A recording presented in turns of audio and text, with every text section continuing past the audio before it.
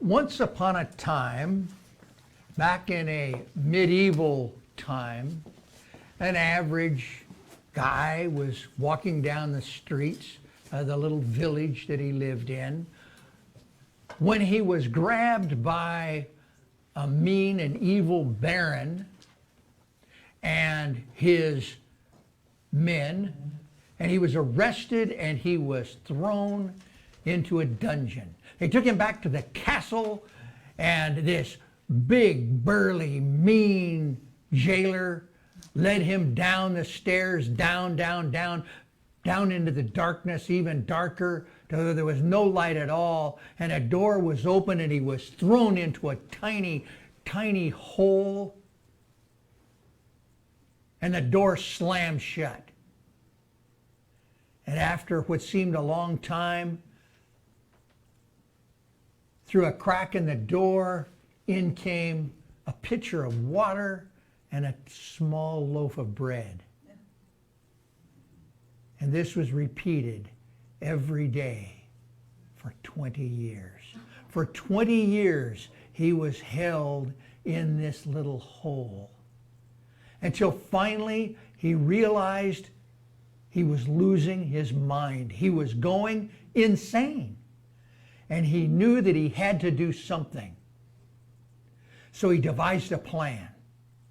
The next day, when this horrible, mean, ferocious jailer threw in his little loaf of bread and his little pitcher of water, he would jump him.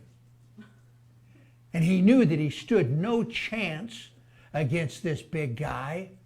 So I guess we have our world's first example of suicide by cop. He knew that in order to defend himself, that this mean jailer would kill him. And he thought that was his only way out. But it gave him hope. It gave him a sense of relief. And it was with joy that he began to fully explore every inch of this horrible hole he was in. And he came to the door, and he felt all the way around the perimeter of the door, this big iron door. And he came to the handle, and just for a heck, he turned it and click. And he pushed, and the door went open. And he realized that the door wasn't locked. And he felt around in the darkness, and he realized there was never even a provision to put a lock on this.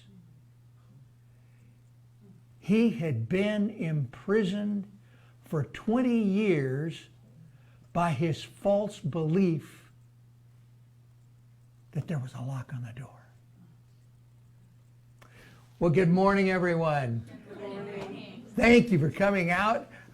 Looks like our weather's turning again. I don't know if we're going to get more snow or whether it's going to get cold, but it's not going to stay the same. We know that much. And special thanks to the choir. You guys are sounding great today. Thank you so much. Don, welcome back after a lengthy visit with friends and family in the lower 48 and illnesses, and you got to quit running into these cars, Don. Erin, where she is? She's stepped out for a second. Thank you, Erin. There she is. Here she is. What? I just thank you for wonderful music today, and I didn't see you.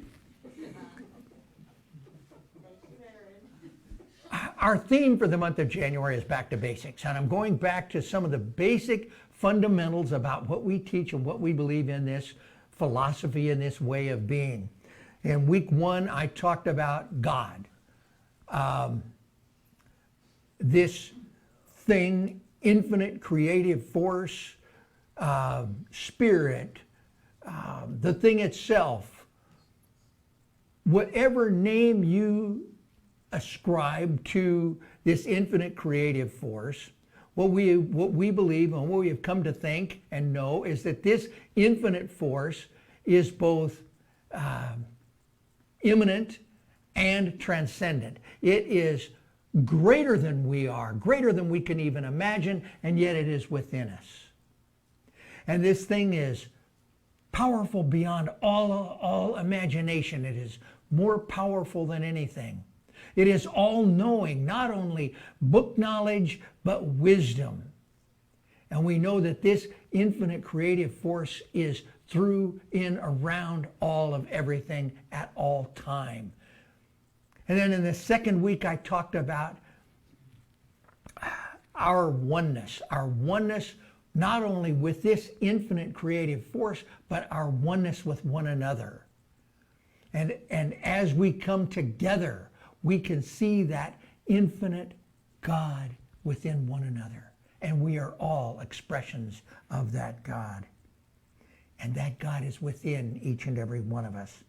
Today, the title of my talk is Old Tapes. My 3 points are, number 1, our thoughts are creative. Number 2, I'm going to talk about mental equivalence. And number 3, I'm going to talk about Yana, also called Yana. Number 1, our thoughts are creative. Ernest Holmes wrote, "We believe that the kingdom of heaven is within man, and that we experience this kingdom to the degree that we become conscious of it." That is, this is a mental exercise. That this experience of everything we have in life is a mental activity. It is our thinking that creates what we have, what we experience, and what we do. This does not deny conditions, does not deny illness, it does not deny lack and limitation. But what it says is that we have a way to transcend that. And that sometimes we have these old tapes that are playing in the back of our minds. And they keep us from experiencing the good that is rightfully ours. We have old tapes that tell us we're not good enough. We have old tapes that tell us we can't do things. And when we can learn to step outside of those limiting beliefs, we can create incredible things. If we think and believe that we are impoverished, then we limit our possibilities. Knowing that there is only abundance, we open our God mind to a bigger idea that upends any previous beliefs in lack. Now, from my own personal experience, there's kind of 2 avenues here. One's larger, but one is more impactful. But the first is that there is a belief in lack, that there is a finite amount of good in the universe, and that we have to bite, kick, scratch, steal, do whatever it takes to get our share. And we have to take away from somebody else to get there. The second is that we're not worthy of it. And that's what I run into so many times today. It's underlying false belief that people have that, oh, I don't really deserve a new car. Oh, I don't really deserve to have that nice house or that good apartment. And it's an underlying, nobody wakes up and says, I think I want to have an old clunker, a beater with a heater today. Well, maybe they do, but it's not a conscious decision. But that's the tape that's playing in the background, is we're not worthy of better things. And when we can learn to turn off the old tapes, we can turn on new positive ways of thinking and believing. When we believe in illness and dis-ease, we expand that experience in our lives. As we consider health, we align ourselves with our body and mind, bringing in a greater sense of possibility into our world. We learn to live in an expanded sense of possibility. Think of the thing, it's flu season. We all get so, oh, it's flu season, better get our shots, we better get our, and there's nothing wrong if you want to get a vaccination, that's cool. For you, whatever, that's part of that. But it's not something that you have to do in order to live in this world. Now, I believe in vaccinations. I think that's part of how the divine works through all of us. I get all of mine and I do it, but I don't think it's right for me to tell you that you have to.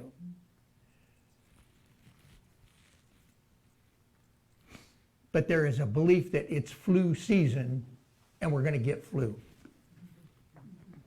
When we think and believe that we are loveless, we crowd out friendships and relationships from our lives. As we recognize our oneness with the divine and our part in that vast ocean, we reach into the realm of possibility and we see love and beauty everywhere. As we recognize what is already here, we expand our experience of love and beauty in our lives. We take our attention away from that which is holding us back. We open ourselves up to experience.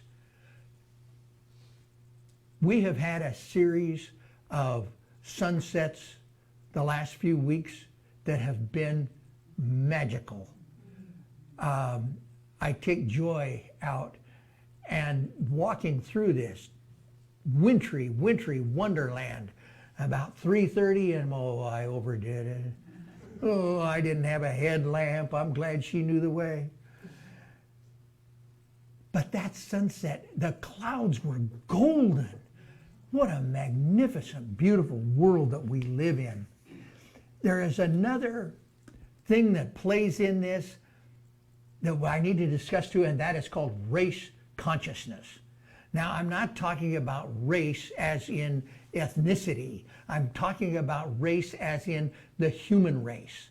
And there is a belief system that can run throughout the human race that we all adopt and believe and think that that's the absolute truth. And we hold that as absolute truth. And sometimes nothing could be further from the truth. There was a period of time in our existence when we believed that the earth was flat and that if we sailed our ships too close to the edge, we'd fall off. There was a time when we believed that the sun and the stars and the moons all circled around us, that we were the absolute center of the universe, and everybody knew that. Absolutely, they knew that was a fact. That is what I talk about as race consciousness. And sometimes in race consciousness, we have limiting beliefs. We have beliefs within our belief system that hinder us and hold us back.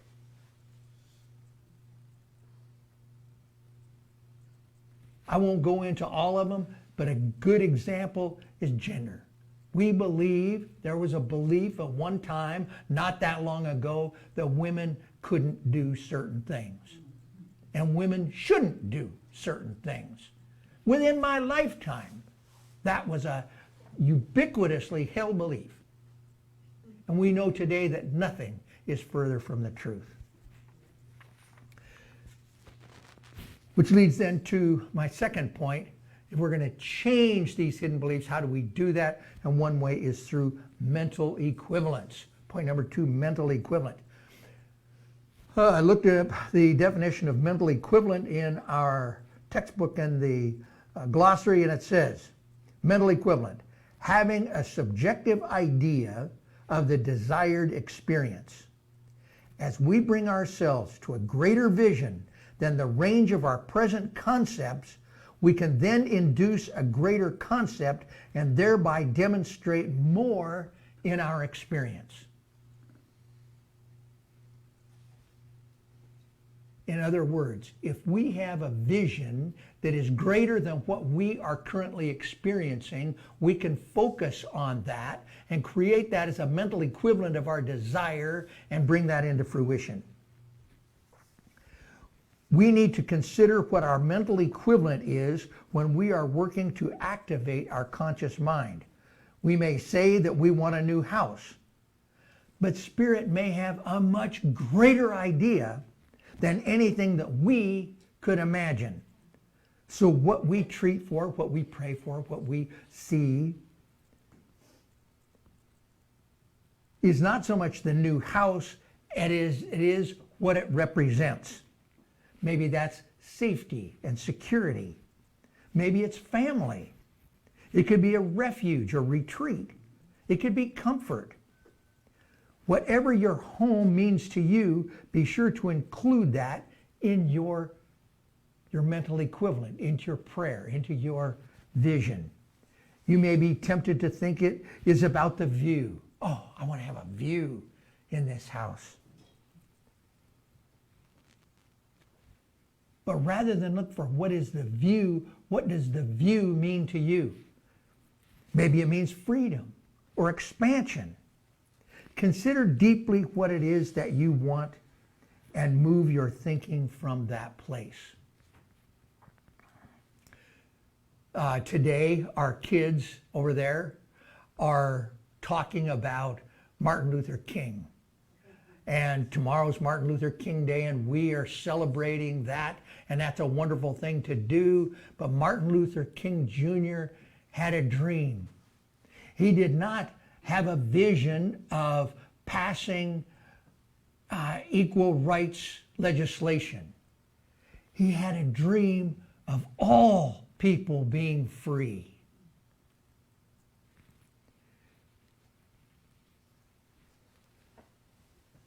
On the 18th of December, Camille did the talk, and she shared with you an experience that she had seeing a man, undoubtedly homeless, who was trying to lay down on the cold concrete downtown underneath an awning to get out under the snow. And if you remember, there toward, not too long before Christmas is when we had those bitter cold days. I mean, the high is 4 below, and downtown, I swear there is always a bone-chilling breeze downtown Anchorage. And it was cold and miserable. And Camille stepped into that, and she helped the man. And it was small, but it was from her heart. And she got him some gloves, and she got him some hand warmers, and she made his night a little better. And I don't think she sat down and had a visioning on it. I don't think that I don't know whether she prayed or not. I'm sure she prayed, but I don't think that she necessarily formed a mental equivalent of getting gloves and hand warmers for people, but she did hold a vision of creating a place where people could be more comfortable, where people could be safer and not exposed to that cold and wind and snow. And I'm not going to give you all of the details. If you want, you can find Camille on Facebook and read about the things that have happened since then, the miraculous things and the people that have come into her life, people like Judith Mack. Wow, that woman can cook. And the things that have happened, and connection with an artist who had a print of the 4th Avenue Theater downtown. It's actually a 4th Avenue, but you can see the iconic logo 4th Avenue Theater in it with snowflakes coming down. It's this beautiful piece of art from 1985. And she had found that, and she wanted another. She reached out to this artist over a year ago. No response, no nothing. And then a few weeks ago, out of nowhere, who shows up but the artist? And he had lost her email, and he had scorched a bunch of his voicemails, but he did reconnect, and he got her, and he reached out to her. She was able to get, I don't know how many of these prints, but she was able to get these prints. They put them on sale for $100, and they sold out in less than 24 hours.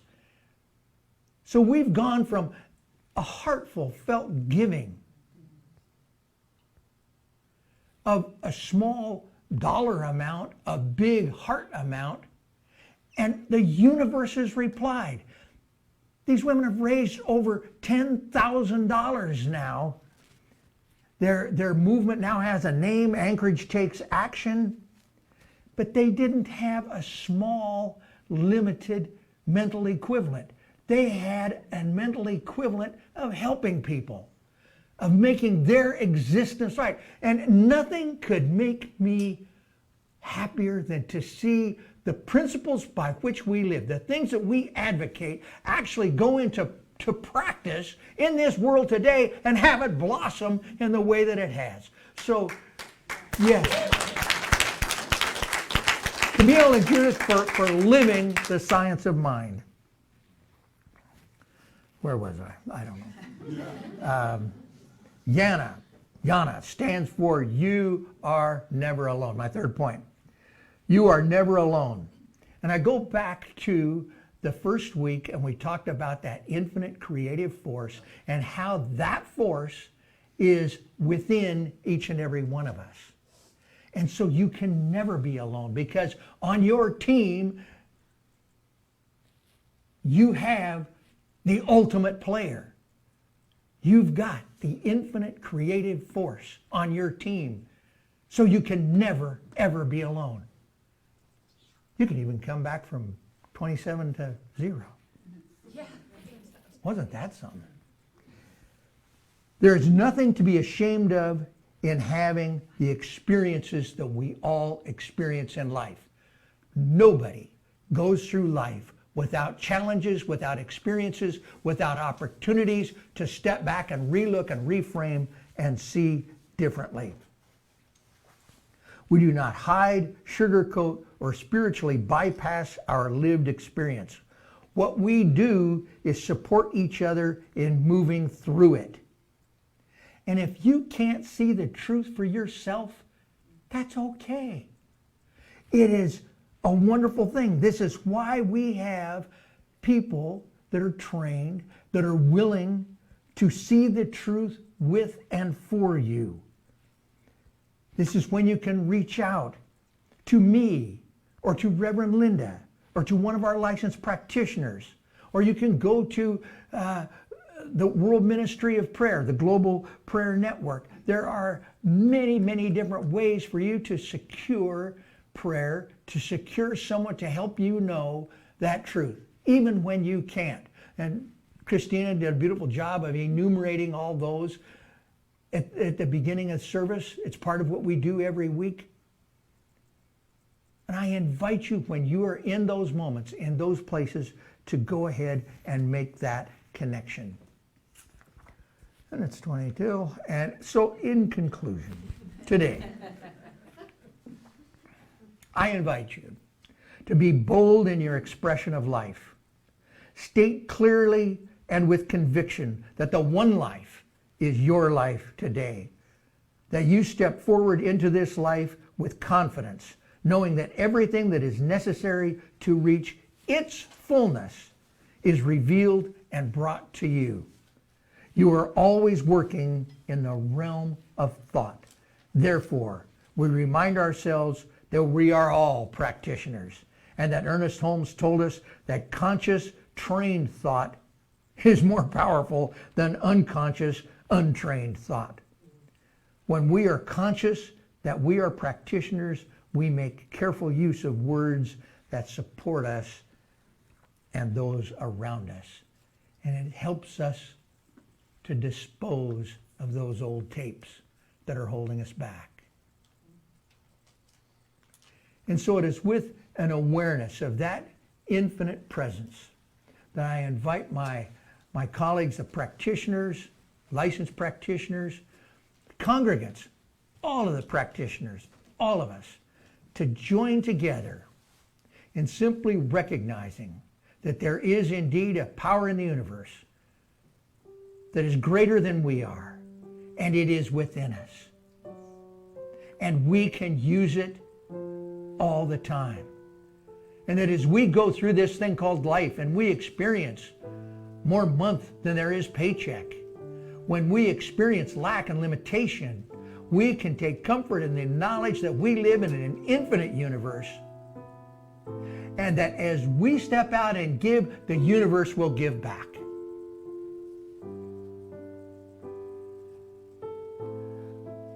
That we recognize that there are health challenges. We recognize that there's such a thing as cancer.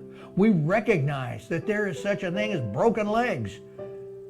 We recognize that there are things called mental illnesses.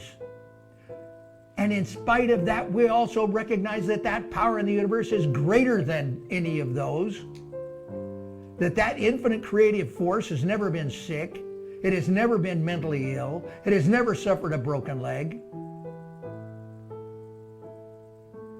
and that infinite creative force is part of who we are, and we are greater than those conditions. We can heal from a broken leg. We can experience improvement in mental illness. We can step through that veil of dis-ease. And we don't deny that sometimes we feel that we are separate from one another and separate from God. We don't deny that sometimes we're hurt. Sometimes we grieve. Sometimes life doesn't feel fair to us. But as we go into this thing called life, we know that there are ways that we can reframe it. There are things like grief classes. There are things like it's okay not to be okay. There are book studies that can help us move through grief and loss and limitation. We can move through this. We are products of that infinite creative force, and it is with us. And so we can just give thanks. We give thanks for that awareness. We give thanks for that power and that presence. And we can step back. And we can quit worrying. And we can just let it go. Let it be. And let it flow.